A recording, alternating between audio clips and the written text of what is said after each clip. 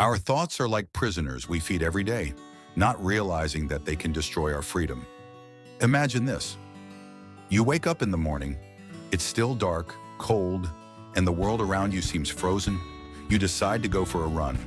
Your breath is louder than anything else, and then thoughts start creeping in. Am I living the right way? What's wrong with me? Maybe I'm on the wrong path.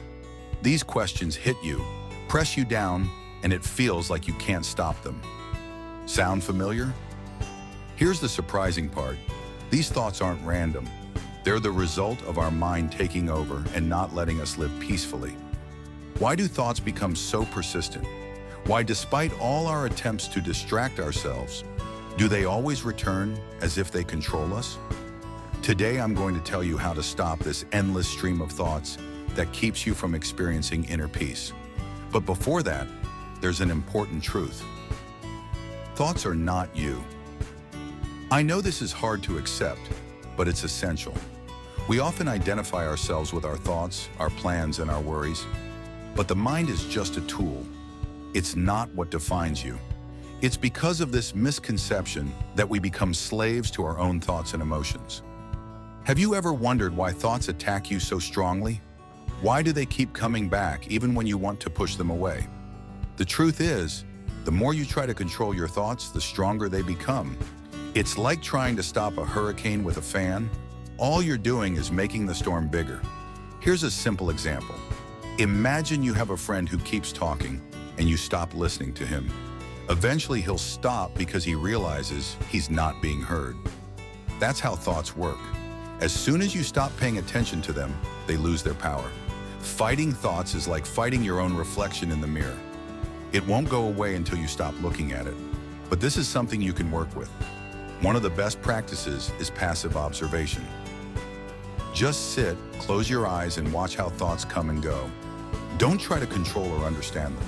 Just let them be. Thoughts come and go like clouds in the sky, and you are like the clear sky that remains unchanged, no matter what's happening in it. It's important to remember, when you try to suppress your thoughts, you're just giving them more power. No matter how much you want to get rid of them, they'll come back because your focus is on them. But when you stop clinging to thoughts, they lose their strength. This requires patience and regular practice. But over time, you'll notice that thoughts become less frequent and the space between them grows. How does this work in real life? We often get stuck in the past or the future. We worry about what's happened or fear what might happen. But true peace is the ability to be here and now. Try a simple exercise. Every hour, take just 1 minute to stop. Sit still, listen to what's happening around you. Feel what's inside you. No thoughts, no analysis, no worries. This exercise may seem simple, but it's incredibly powerful. It teaches us to be present, not caught up in the flow of thoughts. But what about fear? Fear is just a thought about the future. It only exists in your mind, and when you stop the flow of thoughts, you stop fear as well. In the present moment, fear doesn't exist. There's only what is. Just like the main character in Fight Club lets go of all his fears and expectations, we can learn to let go of our thoughts to find freedom. And happiness? Many of us think that happiness is the result of achieving a goal or getting something we want. But what if true happiness is the absence of worry?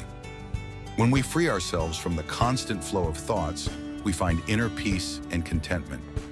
We don't give up on our goals, but we act from a place of calm, not anxiety. Remember, this is not the final goal. It's a journey, a practice we apply every day in every moment. Be patient with yourself. Your mind is used to thinking, and it will take time to learn how to be still. Don't beat yourself up when you catch yourself thinking again. Just gently return to the present moment. As Eckhart Tolle said, awareness is not something you achieve, it's who you are.